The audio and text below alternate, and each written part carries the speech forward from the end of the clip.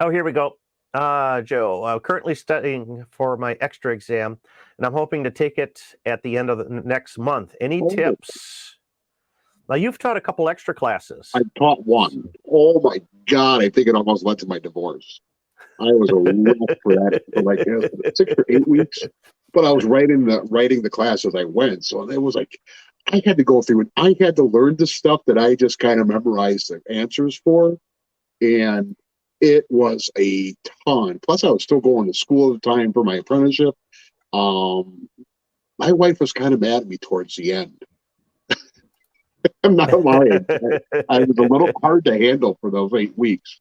Um, so there's a couple of things, and I haven't looked at the new exam pool since they came out. I think last year, or Hmm. maybe it was 2 years ago. But there are always some cheat, not cheat questions, but ones that if you know the trick, you'll just get right. All right. I'm sure there's a website.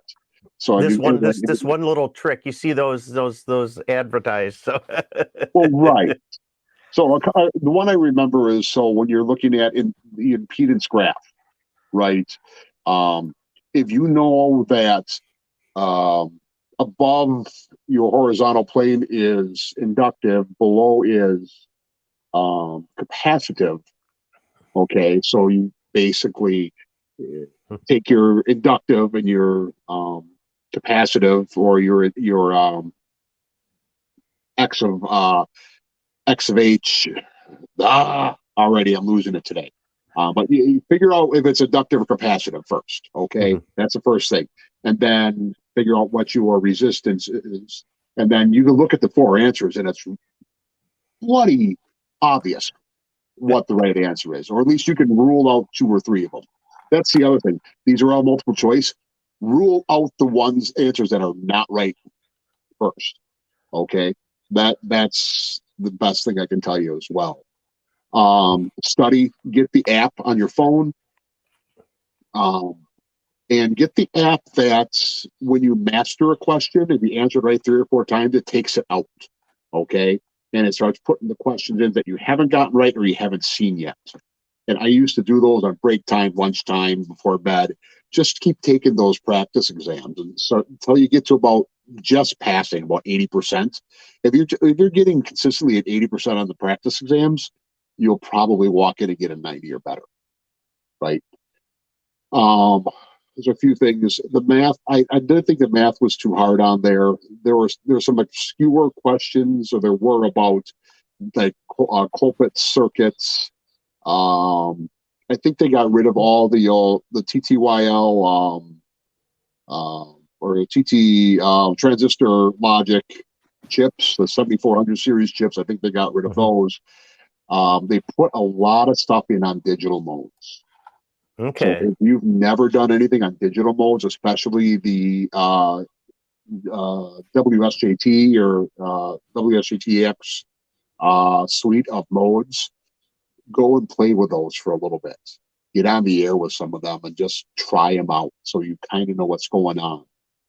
What else is there? The weird stuff about getting your license in Europe, you know.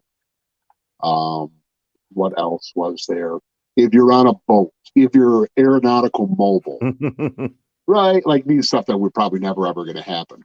Yeah, There's yeah. some other stuff in there, at least on the old one, that really it's way out left field. And the only way you hit some of those is if you see the question beforehand and you see the answer on the practice exams. Hmm. So that's where you get a lot of those. The math stuff, I think there's only last time I looked, there was only one trig question remaining in the test where Okay. um, know your rules for decibels. Okay. So 3 dB is a factor of two. 10 dB is a factor of 100. 20 dB. Three, No, 10 dB is a factor of 10. 10. 20 dB is a factor of 100. Yeah, it's 30 dB is a logarithmic. factor of Yep. 1,000. Hmm. Okay. So if you remember those four, and you get one in between, you can probably figure it out. Or at least you can Yeah. rule out the wrong answers. You don't actually have to use the log function on your calculator to do that. Because I don't even remember how to use the log function on my calculator. Because the only thing I've ever had to use the log function on this calculator for is for that one question on the test. Okay, and then Well, at least you know it works. 25. Well, it's a little more than 25 years now. When I was taking like Algebra 1, Algebra 2 in high school. Okay. Otherwise, we don't ever use the log function on the calculator, right? No, so, never.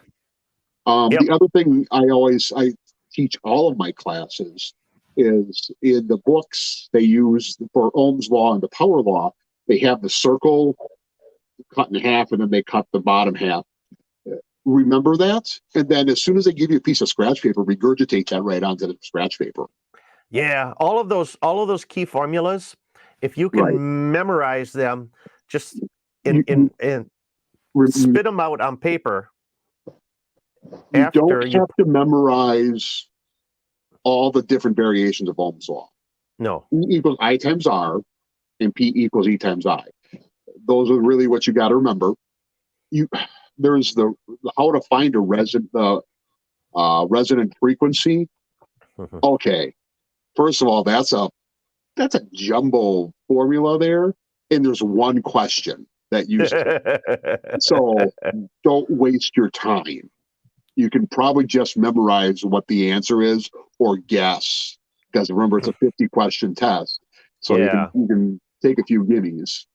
And I always say this too: if math's not your strong suit, ace all the other stuff.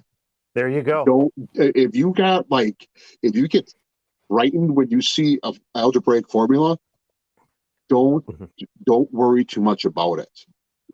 Get all the other stuff, because you can still pass the test and you can bomb every math question. There's only 3 or 4 questions on the tech and the general, probably 5 on the extra that are math. Okay, so even if you guess on the extra, you would get 1 or 2 of them right. Yep. So, that's what I say about the extra. Yeah, we got a couple of comments here on the chat. HNX Media, focus on only reading the correct answers. Don't fill your brain with reading the wrong answers. I've heard that tip before. Of course, if you get 80% 4 times in a row, you're good to go. Yep. So that's a good metric. If you're hitting 80, if you're consistently hitting 80% or better, you'll do well. If you're consistently passing, I'd say you can go in and take it. Yeah. Even if you're hitting at 76, go. Yep.